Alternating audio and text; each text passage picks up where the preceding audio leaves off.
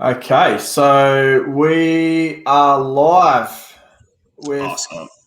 Roy The Wolf Davila. How are you, mate? I'm doing good, brother. How are you doing?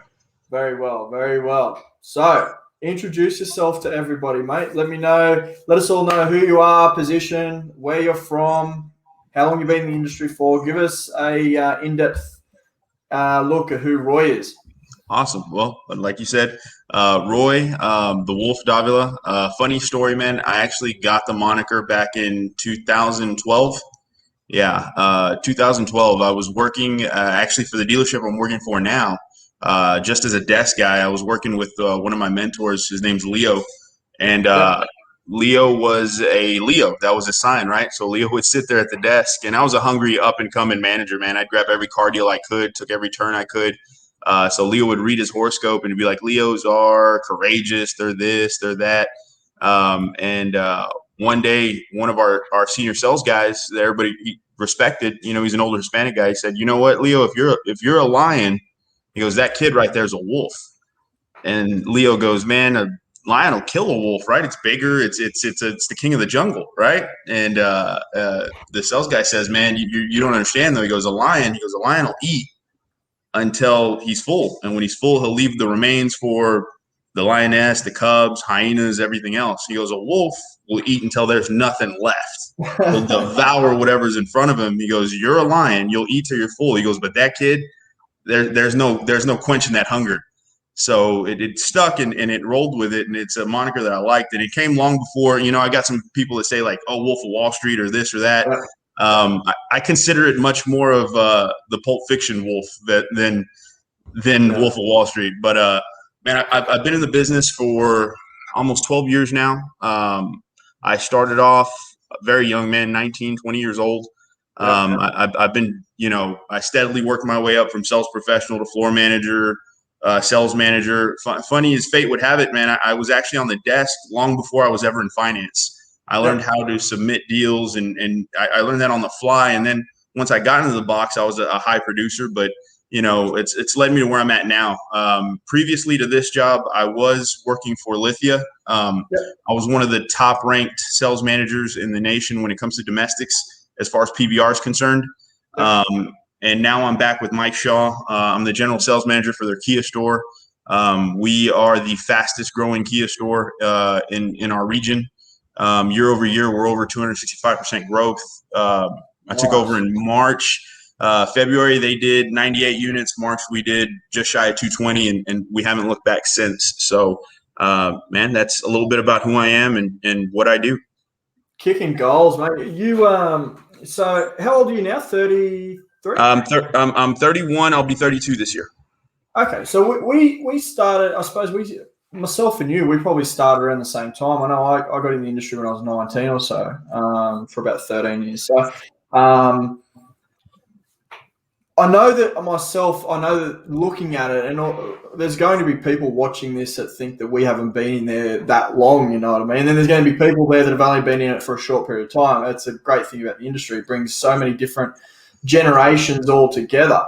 I suppose the thing that I think that people that have been in it for at least 10 years, between that 10 and 20 years, one thing that I've really found is that these guys, and you're definitely part of that, is that yes, you work with some of what I call the old school car sales guys and picked up a lot of, hard hitting sales skills from them. But obviously now with the new adaptions in terms of processes and lead generation, and, we're so constrained, especially on new side, to what the OEMs are telling us that we've got to do with their processes. Being in that period between sort of 10 and 20 years, you can really morph the two generations together and bring them in for best practices. I think the unfair advantage that we have is the era that we're coming up in. If you look at those guys that have been in the business for 20, 30 years compared to us, I remember getting in the business and the internet department's barely taken off, right? Like if you caught that digital wave, you were ahead of the curve. People were still doing the big three. They're doing newspaper, TV, and radio.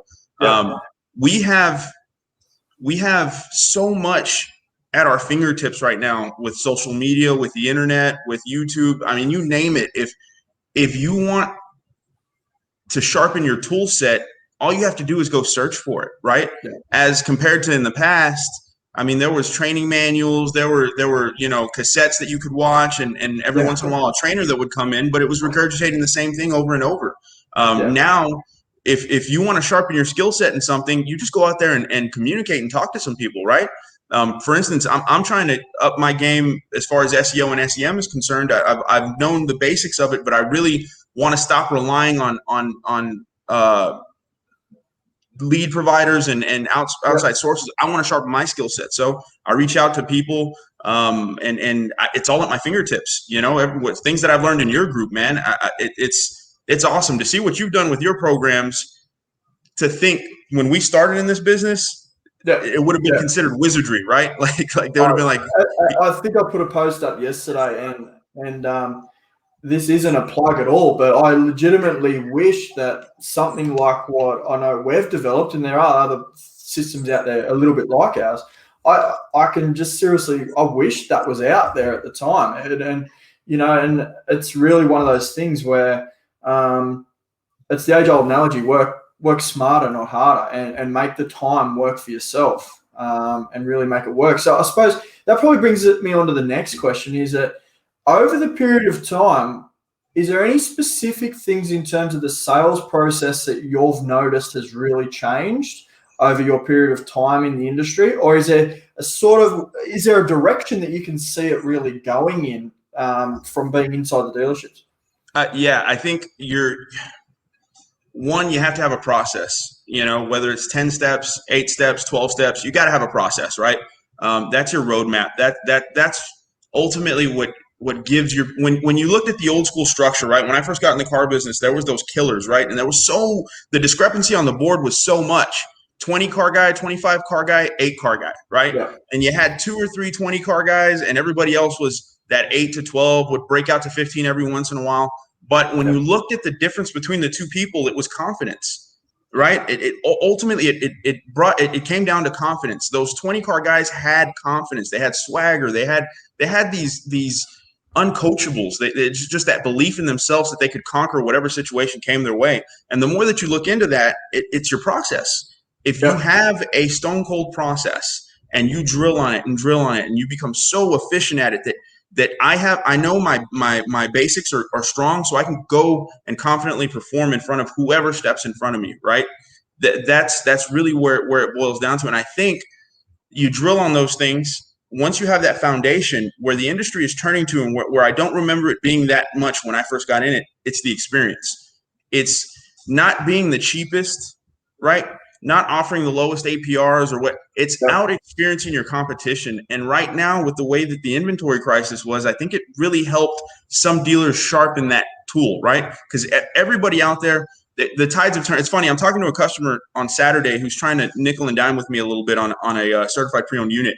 And, it's one of those instances where I had to tell him, I was like, sir, even though the market says that I should price 4, 5, 6, 7, 8 grand higher than what I'm at, I'm not going to do that. I'm going to price where NADA, JD Powers, where these things say I'm going to price still competitively in my market. That way I can trade you out of it later on. I said, but you want a nickel and dime, and unfortunately you're in the one moment in time. You may have been buying cars for the past 20 years. This is the one point in time where the power is in our hands. There are more of you than there are of these cars. So where you'll leave, somebody will show up, but I don't want you to do that. Let me explain to you why. And then we go back into the experience, right? We go back into what we offer. We go back into our value proposition package. So if you can really hone in and make the experience the most important part of your process, you're going to make your money. You're still going to be able to price in a certain way, but your customers are going to remember you. And I think that's where the industry's going. Those that are the top performers, the Alex Flores's, the Sean Hayes, Glenn Lundy, what Glenn Lundy did, it's all about the experience. It's not about price point or being the cheapest or having the best rebuttals. It's about the experience. And I think that's where we're seeing the industry shift. 100%. And I think that brings, I know I'm going to be coming back to this, what we mentioned before, but it really comes back to, I suppose, yes, I was in dealerships for a long time, and now I'm sort of outside as a vendor as such. But the one thing that I see dealerships doing that are performing really well is online transparency. So being the way that the age that we're all living in now, information is so easy and readily available. The dealerships that actually leverage that information, from what I can see, are the ones that are getting ahead of the game. Whether that's through actually producing the information for their consumers themselves, through educating them on how to actually purchase and when to purchase and what they should, and the actual process of, buying a vehicle. But the other thing there as well is that not trying to pull the wool over a client's eyes, and, being completely upfront with them and being transparent with not just the sales process, but the actual lead generation, the marketing point of view, where, hey, look, at the moment, look, let's talk about at the moment, there's no inventory out there. There is nothing. It's getting a little bit better depending on what you're selling. But look, inventory is so limited to the point where, unfortunately, because for us to stay open as a business, we need to maximize the profit that we're at. And unfortunately, it means that if you, Mr. Customer, don't purchase this vehicle, the next person coming through, we have 3 or 4 other people who will ultimately purchase a vehicle at this point. It's not always going to be like this. I want to be completely honest. In 2 or 3 years' time, yes, we probably will be able to do discounts, and those discounts might be at the value of such and such.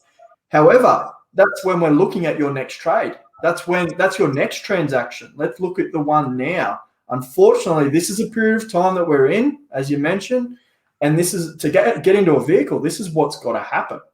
And I think that's, on my point of view, when I'm looking at dealerships and I'm looking at them across the globe, the ones that are actually being transparent and the ones that are building a following of engagement, they're the ones that are just educating their buyers. So that sort of brings me on to the next question is, for yourself, obviously you've built out your own presence across, I know we connected, I think it was on Clubhouse originally. Yeah. And then we've had a couple of phone conversations and we've dropped, some stuff for each other and whatever, and it's been awesome.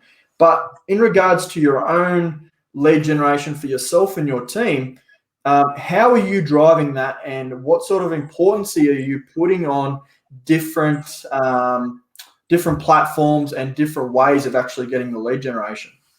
I think I call social media right now the great equalizer, right? It doesn't matter who you are, where you come from. Social media, if you utilize it the right way, it can do wonders for you, right? I love it. The connections that I've made, you mentioned Clubhouse. That's where we met. That's where I've met a lot of great people, and some relationships are blooming from it that would have never happened if we didn't have that platform, right? So I'm very grateful for it. But I try to teach my people the same thing. When my new store, for instance, and every store that I've been at, it's what I always preach. I'll give you an example. If you have 20 salespeople, right? And these 20 salespeople, you're working at a dealership, and the dealership wants to be on TV. They want to be on the radio. The GM or the owner wants to be the face of the dealership on TV, get that celebrity status, right? So that's their message. That's what they're driving. And you have 20 salespeople that are, working service. They're making their calls. They're doing their follow-up. You're still going to get some good productivity out of that, right? But if you have 15 sales guys, right, and you really empower them to brand themselves, you build yourself. You can still build your brand. I think I'd spend it digitally, not so much on TV and on radio. But if you empower these people and give them, say, a budget, here, I'm going to help you out. Here's this much money coming from the dealership to brand yourself, boost your posts, put yourself out there. And you teach these people how to be, quote unquote, young entrepreneurs, right? They got to brand themselves on social, put themselves out there, get the reviews, testimonials. I think when you have 15 people that are building their own brand, there's some skin in the game there, right? And I think what happens is dealers get scared. Well, I don't want them to build their own clientele, and I don't want them to leave, right, and take those customers with them, because they're the dealership's customers. But if you pay them right, ownership, but if you pay them right and you treat them right, they'll stay, right? I've seen, how many people have you seen stay at a dealership? Their management material, they can go run laps around managers and other stores, but they stay selling cars for you because they're loyal to that, because what you've given them and how you empower them. They hear horror stories down the road. I think that's where we as managers, especially high level managers, we have to empower our people now and not be afraid of that, right? And if they do go, they go. At least you know part of your legacy is going with them. You taught them those skills to survive, right? Give a man a fish, feed him for a day. Teach a man to fish, feed him for a lifetime. And that's where I'm doing it myself. I'm branding myself. I'm trying to get my name out there, and I build my name and my brand out there. But at the same time, it's follow the leader, right? Here are the steps. Here's how I'm doing them. Here's my playbook. Come with me and let's build your brand as well. And I think the people that empower their salespeople like that, your CSI is better, your customer retention is better, right? Because it's these guys' names that are on the line, not just your dealership. It's their brand. It's their people, their friends, their family, their communities that know these people, right? And then look at the opposite side of the spectrum. What do you have somebody that's not from that area? I had a guy at my past dealership that came in. He was from Seattle, and we're in South Texas. Guy was doing recon for us. We put him into the dealership. He starts to see social media, the power of social media. This guy starts selling 30 cars a month overnight, just posting, right? Leveraging the marketplace. He's saturating his name and his message in our marketplace, and it made an impact so quick, right? And he really didn't spend that much money doing so. Yeah, it's just like I said, the great equalizer, man. It's so powerful if you leverage it the right way. And I don't think dealers need to be afraid of it. I think they need to embrace it and teach their people how to utilize it. Yeah, I think that's the big thing, and it's one of those. You mentioned it before in regards to having the entrepreneurial mindset for the salespeople underneath. Looking at it from a dealership point of view, if they can get 20 small businesses working efficiently underneath their umbrella, under their own umbrella, branding as themselves, it's in their best interest to make those small businesses successful. For one, longevity, but as you mentioned, CSI, we can't put as much importance on CSI as what's happening at the moment around the world with OEMs, you know what I mean? And but the big thing there, and you did touch on that, is the positioning of that small business or that salesperson in the marketplace. They want to put bread on the table. They want to be able to provide for their families. They don't want their name run through the mud. They want to have the best name possible on Google reviews, Facebook reviews. So why not give them the tools to be able to do that? And in return, the dealership's going to get return on the back end with ROI. And think about the residual. Just the residual effect you're going to have from how many people are you going to touch if you have those people spreading your message with your dealership's name, right? Exactly. It's crazy. That's the next question I want to ask. And I don't know if your dealership does this or if you've looked at it, but I know I've obviously noticed a lot of dealerships are starting to do this. Do you train on social media, train your guys in what to post, how to post, when to post? Or is that something that's coming into the future that you're looking at? Like, I know it's starting to be a movement now that there's going to be group coaching. Yeah, we've always had sales training, but now we're getting to the point now where we're probably got to look at, because it's a big part of what we do, we've got to look at like overall social media training. Is that something that you guys have adapted yet? So what's made me effective in my management style, and I've been able to turn around a lot of departments in my time.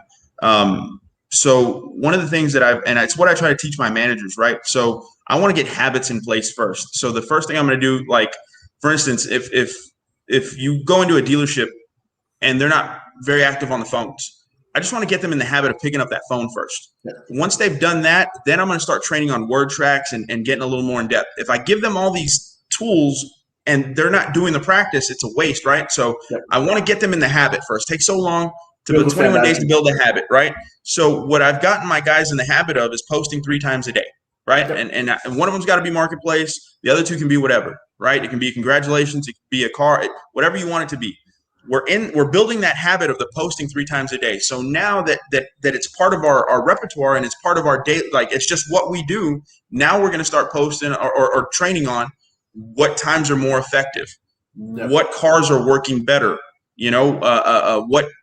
how do you boost posts and when's the best time to what post should you boost?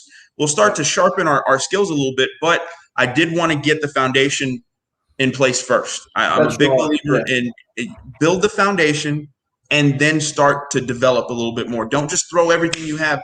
Don't open the fire hose because they're not going to drink all of it up, right? Get the Exactly. foundation going and then start to train. And Yeah. and I think that's where we're at. But I think you bring up a great point. I think that's something that everybody should be doing, right? But don't Yeah. just go out there guns blazing if your foundation's not there yet. Build the foundation and then start to refine the process. When and that's a great point in regards to building the foundations and what a making sure that building the spider web correctly first, so then that way we can capture everything that comes in and nothing falls through the gaps. Now, I know in terms of us, when we bring on a new client, um, a business or a dealership, the first thing that we look at is we look at not necessarily bringing in new business straight away, but more looking at like where are the lost opportunities sitting right now that could be sitting in the dealership's CRM. It could be sitting in the dealership's past clients.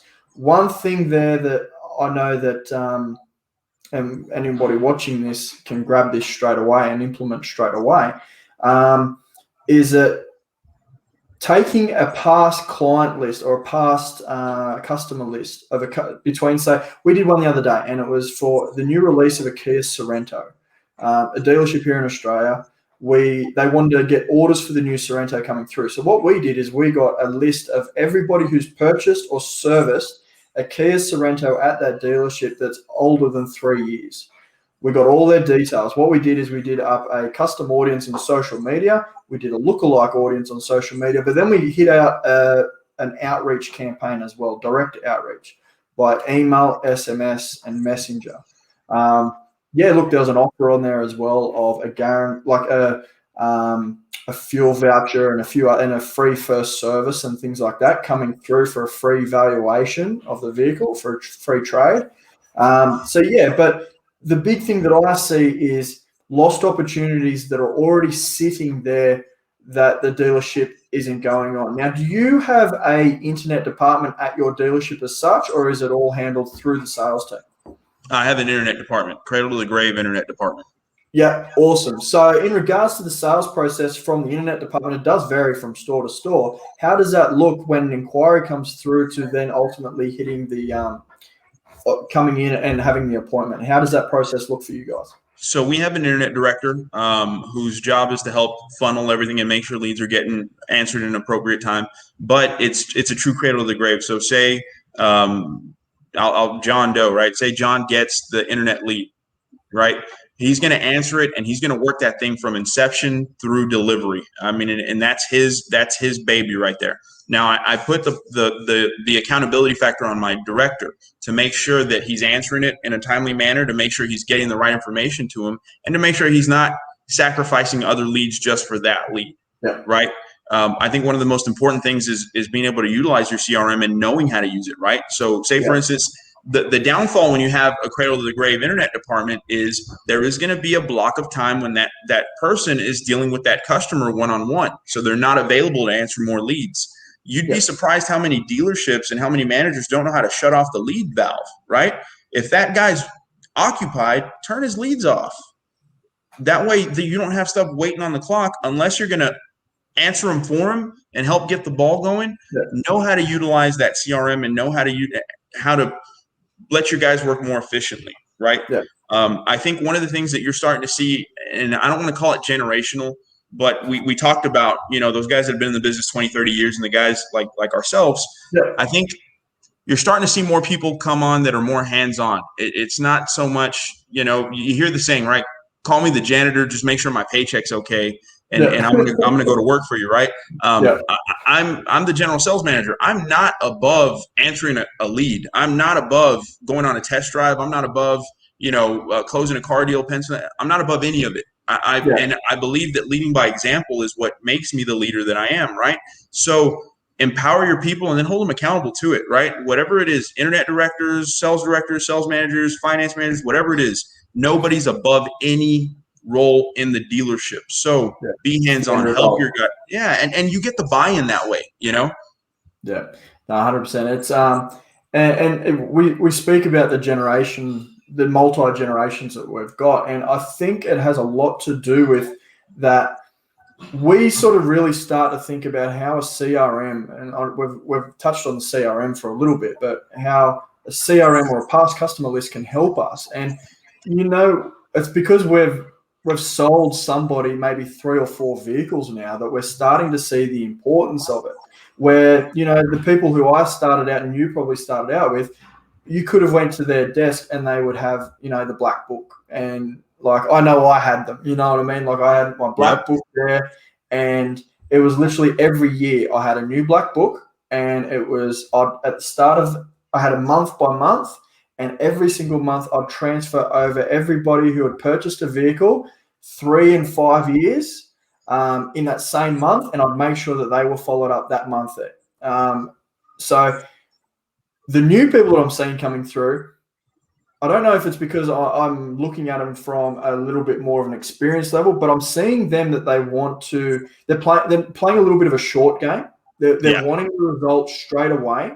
Now, the thing that will even these guys out is obviously CSI and reviews. You need to play it a little bit softer in regards to that side of it. In regards to the way a dealership transaction will go, one big thing that's happening here in Australia at the moment, and obviously in the US a bit, is dealerships opening up a storefront in, say, a shopping mall. Where do you see that coming into play? Do you see that coming into play? How do you see that as part of a road to a sale if a dealership or an OEM was to open up a storefront in your general store, like your shopping mall down the road? How would that there affect the dealership, and in terms of what you see happening at the moment? So we actually tried to do that about 5-6 years ago. We opened up a little gallery, if you will, in our mall, right? And it was a nice area. It was back. I was actually with this same store with Kia when the K900 and the Cadenza had been released. So our idea was to put those 2 units, not just because you'll walk through the mall sometimes and you'll see cars out in the middle, just out there by the fountain or whatever. Handing brochures out, Yeah. So we thought, all right, let's have a little gallery, if you will. Put the cars out there. Let's keep a couple iPads out there, and let's keep somebody watching and monitoring them at all times, and doing like a form fill. If you're interested in it, there's a form fill, and then it would go to one of our sales professionals, and they would follow up with it. Unfortunately, the general manager I had at the time it was very impatient, so we didn't get to really test it out, try it out. It became an expense, more than anything. But I mean, I think in today's era, you've got to be innovative. You've got to be able to think ahead of the curve, and you have to be willing to take risks. And I think the thing that helps you be more comfortable with risks is, like we talked about earlier, having processes set in place. If you're going to do something, I believe that you should have your process set. This is how we're going to do it. This is how I expect it to work. And then you go full-fledged after it. You don't half-ass it. You don't kind of, sort of. You don't maybe if you go after it, and you do everything you can to try to make it work. I could see something like that working just for exposure, and it'd be one of those things that I don't think you could really count the ROI. I don't think you can go and count the dollars that come from it. I think it's the residual effect that you'll get just from staying in somebody's mind. It's that saturation of your brand, saturation of your dealership, saturation of your cars. They might not be a shopper right now, but I guarantee you when they're looking and they're like, you know what, I think I want to buy, I saw that place down there at the mall, or I saw that place in the shopping center. Let's give that a try. It's just putting your name out there. So I think it's something that I spoke to a dealer last week, and we discussed this as something that they were thinking about. And I think the processes that they're going to be looking at is bringing through, a valet who wants to, make that next step into sales, and using them as part of an information consultant at that storefront or wherever that they're going to have. And, they're not there to get straight out test drives. They're not there to get straight out credit applications, although that's going to be that would be brilliant if they do, but it's not the aim of it. The aim of it is to be that person that's in between and sort of like a nurturer between a cold lead and actually coming through and staying a warm lead. And that's where they're looking at bringing that into play, is bringing through some valets who want to make that next step, bringing them through to that there first, and then when they're experienced that, bringing them back through and putting them on as a floor trainee. That's sort of the process that they're playing around with at the moment. In regards to the way clients, what you're seeing, that customers are doing their research in regards to their next vehicle purchase.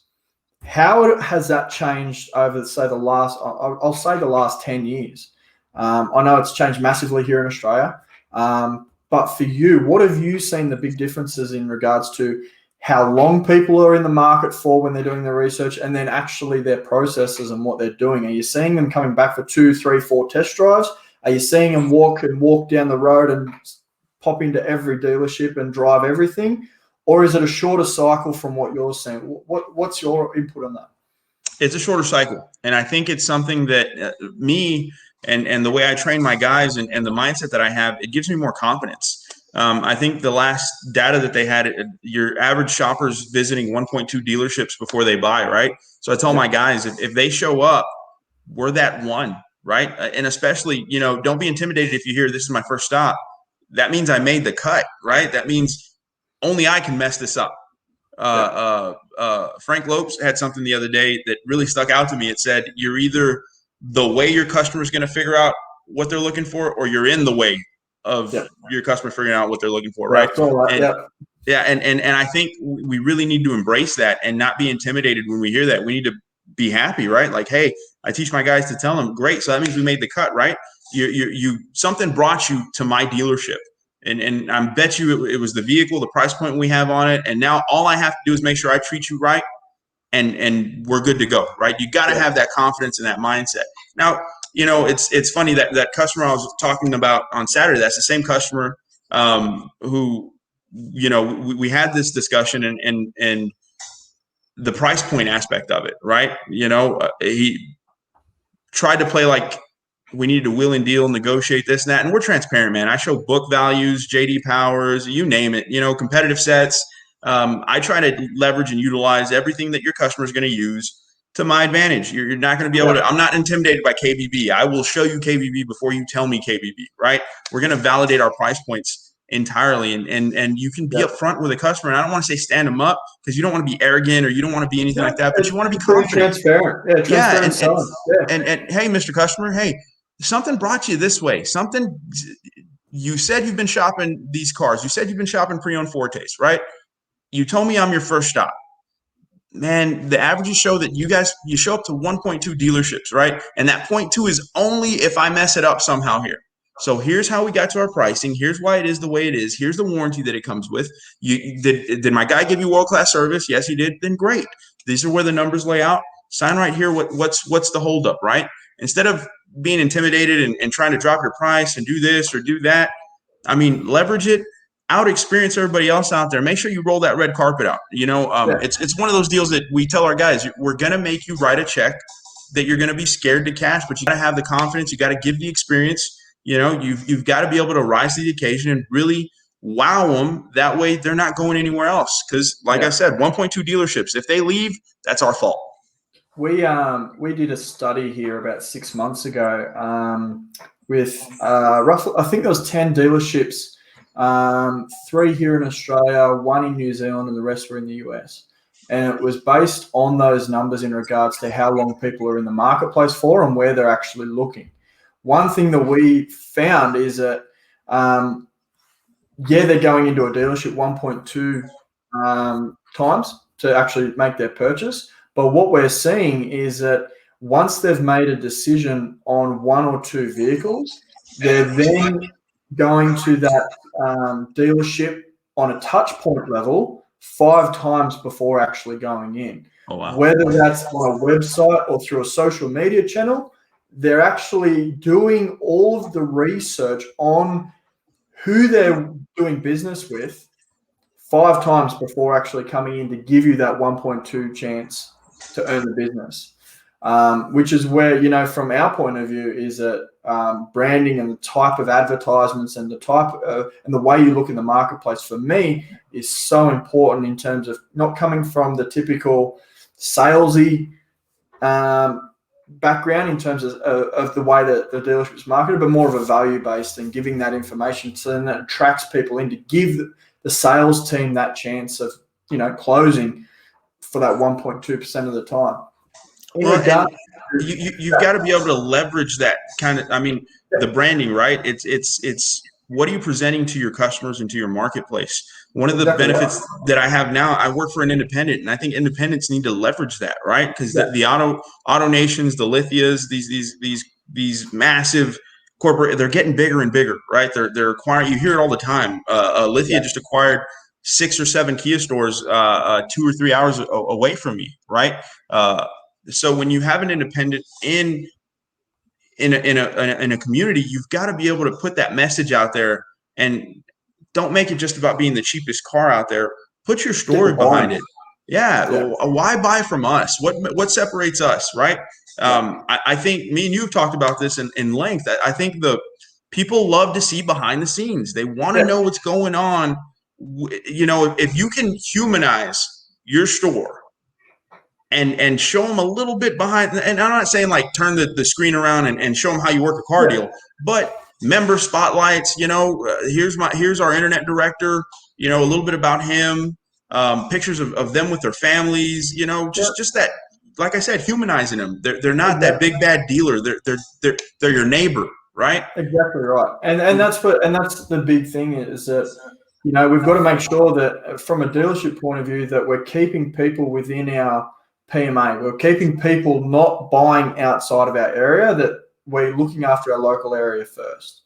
The people who want to go outside of the area is, one, they don't trust their local person, or two, that they think that they can get a better deal elsewhere. Now, at the moment, they can't do that. No. But really, you can't get a better deal elsewhere. So if they're buying out and away from you, it means that they don't trust you, or you haven't earned their trust, which is the big one. In regards to content there, I know we've had some in-depth conversations about what a dealership can do to do that, and we've floated around some pretty crazy ideas. But one of them there that I really liked, and I think we spoke about, and we're actually in the middle of filming something like this for a dealer at the moment, is that we're doing a day in the life of, and we're following different people inside the dealership for a couple of days at a time. And we're putting together a post that might run for online for, say, and this will be on the website as well, but also on their socials. And the thing about that is that it shows in the space of like 3 or 4 minutes what an employee might do over 3 or 4 days. That there's going to get the buy-in for the local community. I can tell you now, if I know the person who's being there, I'm going to watch every single minute of it. I want to see what they're doing. I can tell you now that Auntie Mavis and Uncle John are going to share that, and it's going to go to the masses. And it's just, it's leveraging what's there in front of us, but it's also you see that sort of thing really well from independents, as you mentioned, because they've actually got a little bit more of a local community feel to actually be able to do that. Well, and you don't have to go up the chain of command, right? There's no board member. Right. You have to ask permission. It's a quick decision. Let's do it. Yeah. Yep. 100%. Mate, we've already gone for 40 minutes real quick. So I sort of wanted to keep this around this time. Is there anything else you want to throw out there in terms of like what you're doing differently, or what you consider in terms of like, not necessarily rise to success, because it's always a continuous, it's a continuous mountain that you want to climb. There's no top of it. You want to keep going. But if we're to sit down with Roy, and Roy was to tell us, okay, this here is what's really contributed to my success, and this is what I'm working on for the next 6 months, what would those things be? Man, I think what's really contributed to my success, and it's hopefully what I'll be able to discuss, fingers crossed, we find out this week, me and my partner Joe hopefully will be speaking at NADA about this, is how to embrace accountability, right? How to make it part of your culture and not something that's that people are afraid of or intimidated by or upset by, right? Because right now, I think if you ask somebody what accountability means to them, if you ask a salesperson, they might think it's micromanagement. They might think it's a bad word, right? Sales managers, they're going to give you excuses why they can't do it. I'm too busy. I'm this, I'm that. How do you embrace it? That's what I've been able to do. You know, I've really been able to hold my people accountable, but not make it feel like a chore. And I think if I could tell the masses something, it'd be that, man. Really embrace accountability, right? Really embrace it. And hopefully in the next couple of weeks, we'll be able to give a couple of ideas on what that means and how to do it. But that's the backbone of what I do. You know, you'll hear it's a common saying right now in our industry, and all the industry leaders are saying it. There's no secret sauce. There is no secret sauce. It's all about processes. It's about purpose, and it's about accountability. Right. And on the next 6 months, man, I hope to really build on that. And I've got some things in the works that I think will really help me get that message out there. So, yeah, no, that's awesome, man. It's as I said, it's been great to get to know you, to what we have, and obviously share some ideas. And mate, I just want to thank you for jumping on the First Member Spotlight. And anybody out there watching or is going to watch this, if you have any questions for a high-level manager who wants to, you know, who is embracing new ideas, who can tell you straight up what's working and what's not, put it in the comments, and I'm sure some Roy will jump back to you straight away. And mate, thank you very much for this, and go and have a. I know it's nearly 4 p.m. here, and it's probably nearly 1 a.m. there. So you need to get to bed, champion. oh, brother, I always got time for you, my man. Love it, man. Thank you very much. Yes, sir. Appreciate you, brother. Cheers.